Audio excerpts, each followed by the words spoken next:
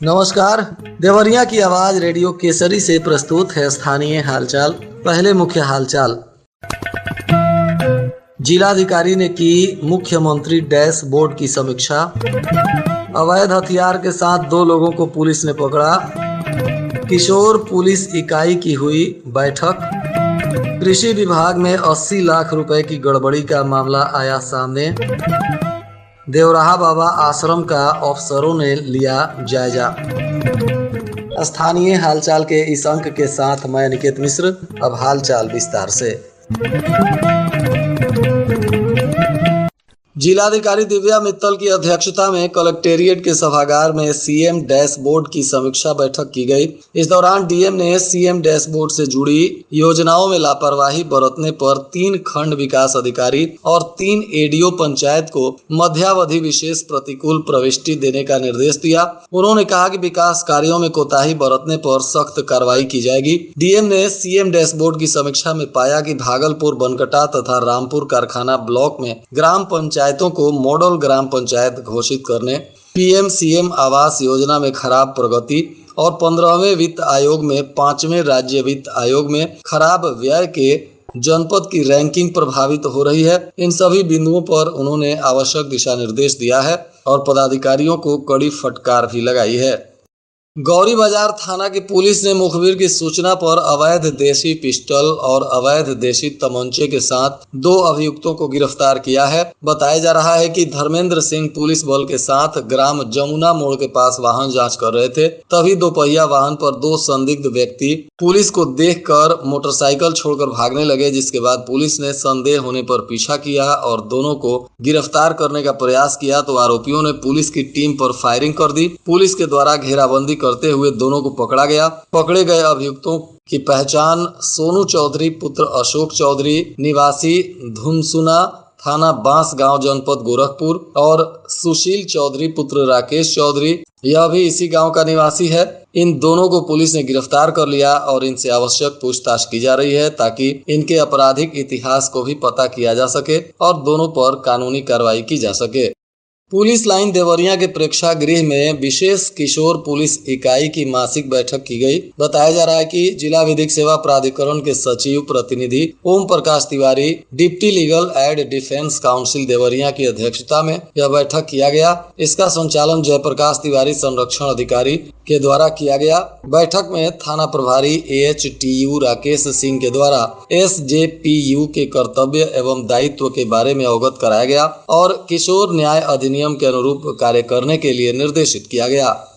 कृषि विभाग में गड़बड़ी का मामला सामने आया है। बताया जा रहा है कि जिला कृषि अधिकारी ऑफिस में 80 लाख रुपए की वित्तीय अनियमितता की गई है। 3 सदस्यीय टीम की ऑडिट में इसका खुलासा हुआ है। टीम ने वित्तीय वर्ष 2019-20 का ऑडिट किया, जिसमें 4.33 लाख राजकोष में जमा नहीं करने, बीज ढुलाई में 71.66 लाख की वित्तीय अनियमितता का मामला उजागर हुआ है। वहीं सामग्री मद में 4.33 लाख के व्यय का ऑडिट टीम को अभिलेख ही नहीं उपलब्ध कराया गया, जिससे यह धनराशि कहां खर्च की गई इसका पता नहीं चल सका है। आचार संहिता में 3 माह की स्वीकृति पर 1 साल तक बीज की ढुलाई की गई। ऑफिस के साज सज्जा के जगह अन्य मद के बजट से कुर्सी खरीदी गई। इन वित्तीय अनियमितताओं के मिलने के बाद अब विभाग में हड़कंप मचा हुआ है और इसकी गहराई से जांच पड़ताल भी की जा रही है। सरयू नदी के बाढ़ से पानी में मेरुदंड देवराहा बाबा आश्रम प्रभावित हो गया है।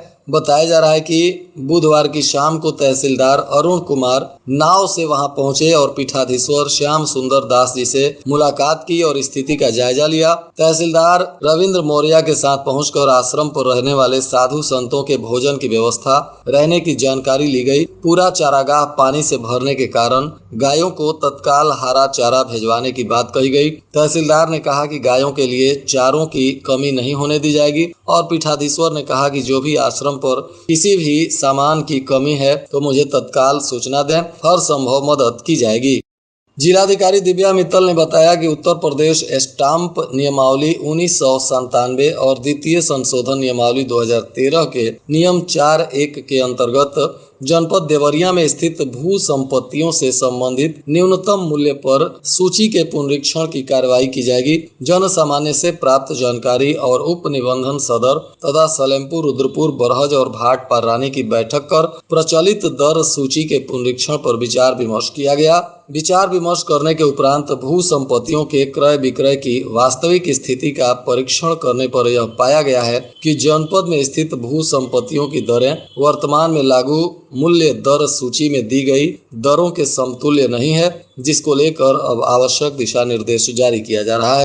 इधर जिलाधिकारी दिव्या मित्तल के निर्देश पर जिला समाज कल्याण अधिकारी जयसवार लाल बहादुर ने बताया कि वृद्धावस्था पेंशन योजना के अंतर्गत जनपद देवरिया में 14,479 पेंशनर फैमिली आईडी से आच्छादित नहीं हैं। ऐसे पेंशनर जिनके परिवार में राशन कार्ड नहीं बना है, वे अपना एवं परिवार के सदस्यों के आधार, मोबाइल सहित अपने नजदीकी सहज जन सेवा केंद्र पर जाकर अपनी फैमिली आईडी बनवाएं। इसके लिए ऑनलाइन आवेदन भी होगा।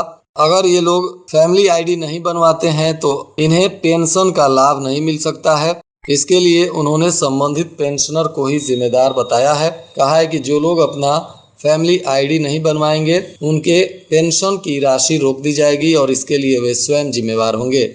कई बार निर्देश के बाद भी जिले के 3 दर्जन परिषदीय स्कूलों में बच्चों का नामांकन नहीं बढ़ पाया। बीएसए ने इन 3 स्कूलों के सभी शिक्षकों के वेतन और उनके सर्विस बुक में प्रतिकूल प्रविष्टि अंकित करने के बाद इसे जारी करने का निर्देश दिया है। इससे शिक्षकों में हड़कंप मचा हुआ है। बताया जा रहा है कि 2024-25 में जिले के कुल 68 प्राथमिक और जूनियर विद्यालयों में लक्ष्य के सापेक्ष बच्चों का नामांकन काफी कम हुआ है।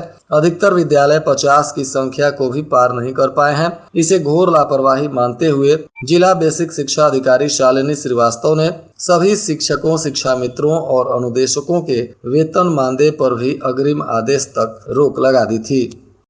पूर्वांचल शोषित समाज अपना दल पार्टी के राष्ट्रीय अध्यक्ष प्रमोद कुमार निषाद ने रुद्रपुर विकास खंड के बौडीह निवासी इंद्रपाल को पार्टी का अनुसूचित प्रकोष्ठ का जिला अध्यक्ष बनाया है।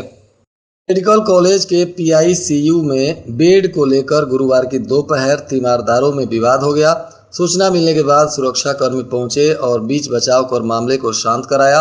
बताया जा रहा है कि रोगियों की संख्या बढ़ने से बेड की कमी हो गई है। बेड संख्या 16 पर एक व्यक्ति अपने बच्चों को लिटा दिया था और इससे पहले 2 बच्चे भर्ती थे। इस पर दोनों के परिजनों के बीच नोकझोंक शुरू हो गई और मामला बढ़ता हुआ देखकर समय रहते सुरक्षा कर्मियों ने मोर्चा संभाला और मामले को शांत कराया। भाजपा कार्यकर्ताओं की एक बैठक की गई जिसमें 1 सितंबर से शुरू होने वाले पार्टी के सदस्यता अभियान पर चर्चा हुई। जिला उपाध्यक्ष अजय शाही और मंडल अध्यक्ष रमेश सिंह ने कहा कि हर बूथ पर 200 लोगों को सदस्य बनाने का लक्ष्य रखा गया है। विकासखंड लार के ग्राम पंचायत सजाओं के स्वामी परमहंस धाम टणवा बारी स्थित भगवान आशुतोष के प्रांगण में पारंपरिक रूप से चली आ रही कृष्ण जन्माष्टमी पर 10वीं के दिन दंगल प्रतियोगिता का आयोजन किया गया, जिसमें क्षेत्रीय पहलवानों के अलावा प्रदेश स्तरीय पहलवानों ने भी अपने कला का प्रदर्शन किया। प्रारंभ में ही आशीष पहलवान खुदिया ने अरुण पहलवान को धूल चटा दिया। देवानंद बनारस ने श्रीकांत गोरखपुर को पटखनी देकर विजय श्री हासिल की। राहुल पहलवान बड़हलगंज को इमरान पहलवान बनारस अपनी कला से पराजित किए। विकास पहलवान हस्तिनापुर ने राहुल बरेली को पटखनी देकर विजय श्री हासिल की।